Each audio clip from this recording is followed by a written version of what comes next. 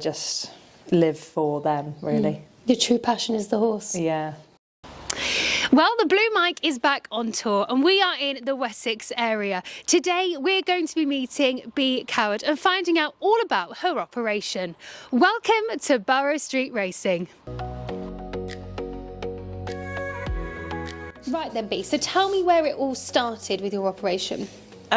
So I was working for an eventer, and at that time I was living with someone who was working in a racing yard, and I was looking at what she was doing and how many hours she was working and what she was getting paid, and I was like, that seems a much better deal than what I'm doing in the eventing world and not getting paid very much. So at the end of the eventing season I said to Mum, I'm going to come back home, and at that time Caroline Keeble was literally just down the road, 5 minutes away. So I went to work for her for 5 or 6 years, and then sort of when she moved yards and sort of ended her training under rules, we decided that we'd have a go and with a spare stable go and buy a cheap pointer and see what happens, and that was Arkle 50. We just trained him on his own on the downs. Me, I just didn't really know what I was doing. I was just doing what I would do for an eventer, but a bit more, and thought, well, if he can go up there 4 times, I think he can gallop for 3 miles and jump the fences.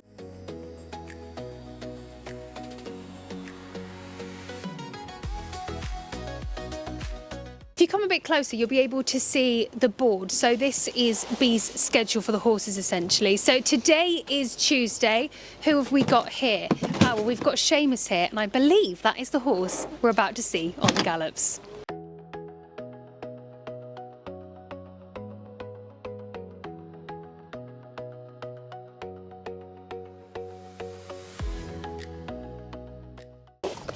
Who's this then, Bea? This is Ultimate Survivor, so affectionately known as Seamus. So he won at Lark Hill coming up 3 weeks ago now.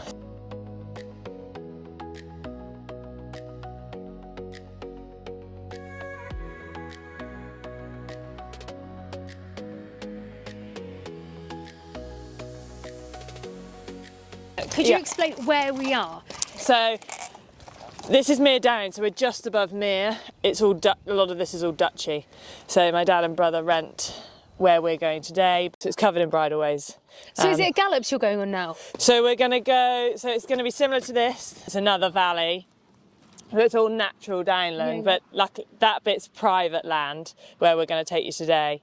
So it's all, natural pasture, downland, chalkland, so it means it's dry-ish most of the time, thank goodness. And there's plenty of hills, so it's a good workout for them really, isn't it? Yeah, so like this, what we're going to do today is sort of a wiggly route, we call it, so there's some ups and downs, twists and turns, so for the babies it gets them a bit more clocked onto how, in a race it's not all just flat and go.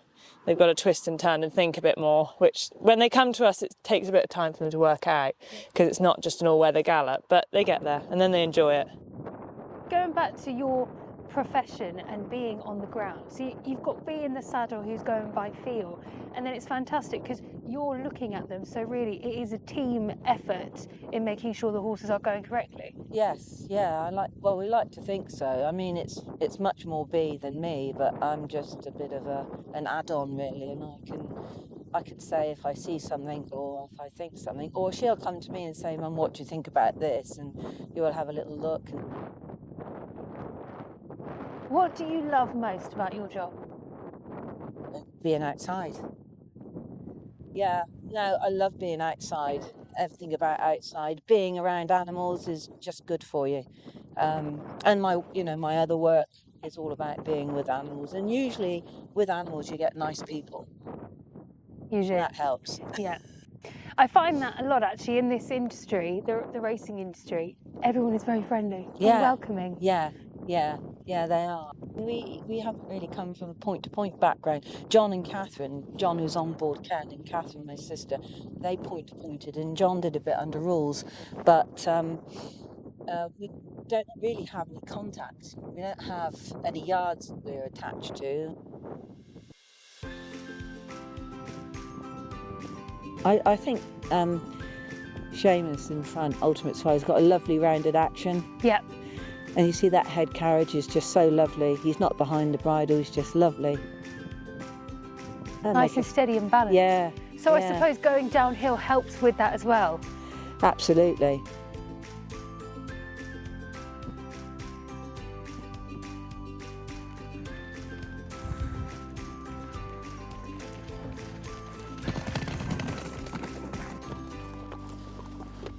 Well, let's talk about your facilities, because we've seen a variety of places that you train on this morning. So talk to us about those and how they help your horses. Well, we have like basic hacking on site, we've got the school on site, and obviously this year we've just put in the walker, which is a lifesaver. But then, yeah, lots of bridle ways. Today on the Downs we obviously went on some private land, but a lot of what we use is bridle ways. It's a bit different every day. They don't do the same things. Well, they wouldn't go to the same place for probably 2 weeks. We change it up all the time. So okay, good bit of variety in there. Isn't Yeah, it? it's quite good because they ran at the weekend. It's nice for them to come and have some cold water therapy. All right. No. Douglas, not.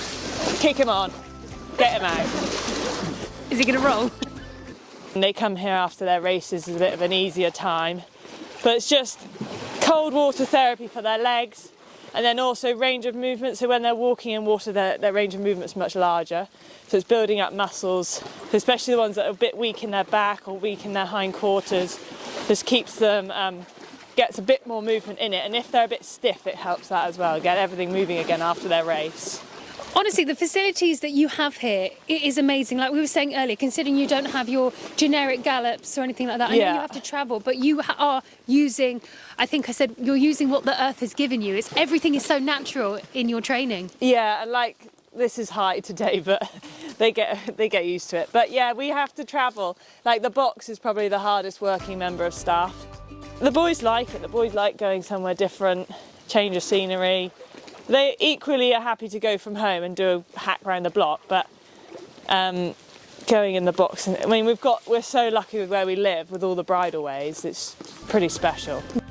I like the training sides of it, but really I just enjoy riding all the boys. Like the racing is the days that are stressful for me, whereas every day of the week I just get to ride 6 lovely horses and take them cantering around the countryside and playing in rivers.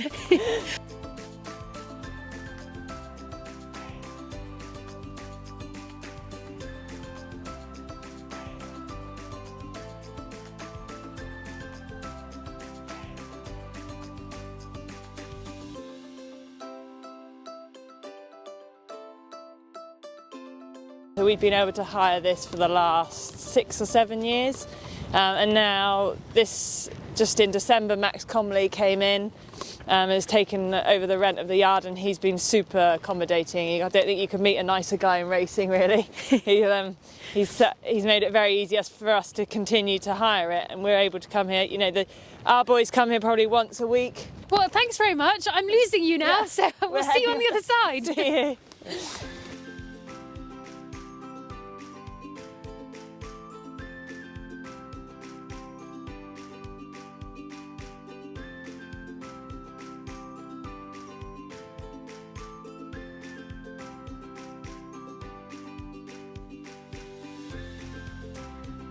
Notice it's feeding time. Yeah. You've got it all Lunchtime. ready here. It's all ready to go. Pre-made hay nets in a bucket as well. And what else have we got here? So Empty two of bucket. What have them. we got? So they all have like a lunch hay net or hay on the floor, and then 2 of them are currently on sort of lunchtime feed as well. So they're on 4 feeds a day. Mainly like Ken, the big chestnut, he's just big. He needs lots Big of like appetite. small and regular feeds. And then Seamus, has a tendency to run up quite light after his races, so we just have to put the calories back on him.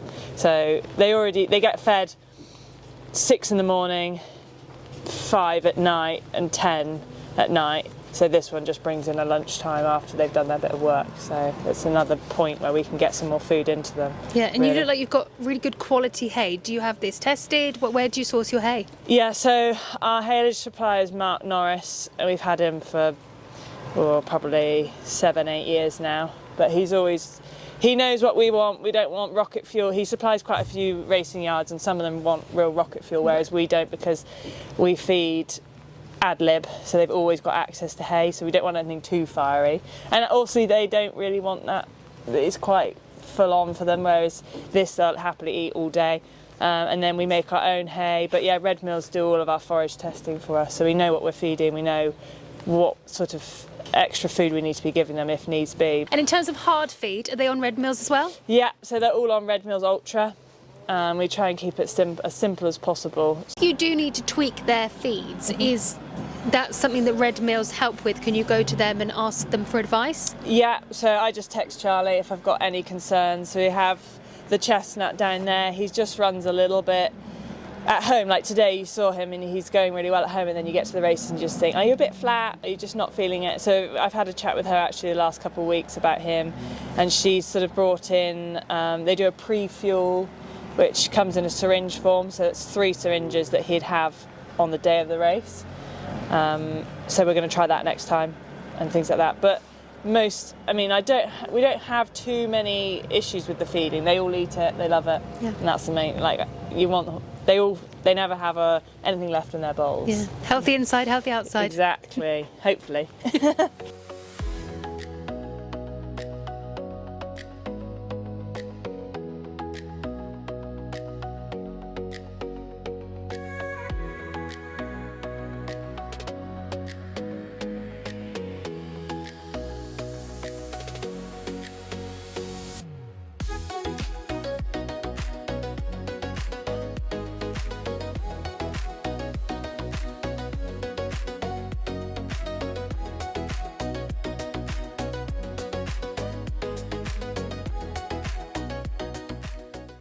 Well, here it's quite a family affair, isn't it? You've got plenty of family members involved. Tell me about that. Yeah, so got my mum and my stepdad.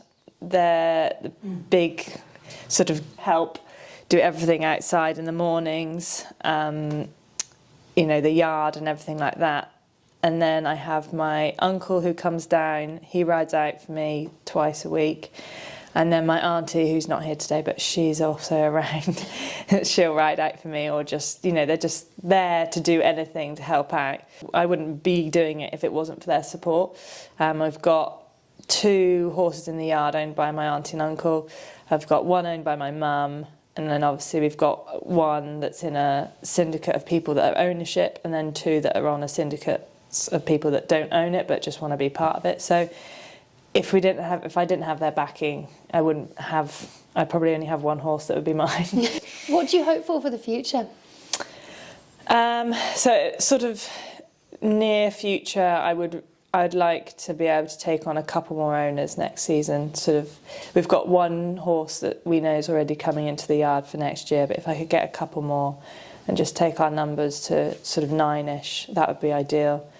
I wouldn't like to go too big. I like to be in control. I like to ride them all.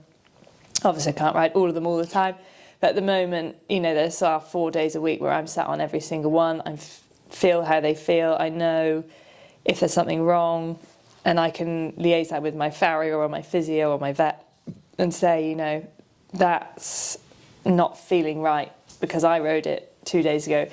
I wouldn't like to be ever stood just watching on the gats. I don't think I could be that kind of trainer. The fun for me is going and riding them every day. When I take them to the races, that's stress, and I hand that over. I hand that over to the jockeys and say, it's your turn now. But yeah, I enjoy doing everything at home, riding them every day. And lastly, you mentioned a syndicate. Yeah. So how can people get involved? So yeah, we've got our mainstream syndicate. Is the one we started out with. So you've got 2 horses. It's £100 a month. There's no risk. If you join for a month and then you say, no, this isn't what I want to do, you can leave again. And this 2 nice horses, they're both been placed multiple times this season already. And also you're in a WhatsApp group. You get all the information, but you also get information of all the other runners in the yard. So when we're going, we went to Lark Hill the other day with 4 runners. 1 was a Barrow Street Racing Club horse, but the other 3 weren't. But everyone knows, everyone's welcome everywhere. You get amazing picnics as well. We've tasted the cakes. Exactly, all the brownies and everything. So yeah, I think last time we went to Larkhill, we catered for 50 people. So there's a nice bunch of people as well. If you're into racing, but maybe you've not got a group to go with, we've got a really nice bunch of people. So they're in that syndicate. I think there's 17 sections of that syndicate at the moment that are sold. And then we have another Ultimate Survivor. He's actually sold out. We sold him out in December. But he was a buy-in sort of syndicate option where you could buy 10% share and then you pay monthly on that. But yeah, he's all sold out. So I was quite glad I managed to get him sort of sold out as our first horse that we went down that route of actually selling. But syndicates are good, but they take a lot of work for behind the scenes working, sort of from my point of view and my stepdad's point of view, keeping everyone in touch all the time, making them feel that they're getting their money's worth. Yeah. Because we can't offer them big prize money at the end of it. We're just offering them a picnic and a good day out. An experience. Yeah. And hopefully that sort of constant feedback from me videoing and talking to them on WhatsApp, so they know what the horses are up to and getting that behind the scenes look. Yeah, brilliant. Well, thank you so much. We've really enjoyed this morning. Good. And best of luck for the future. Thank you.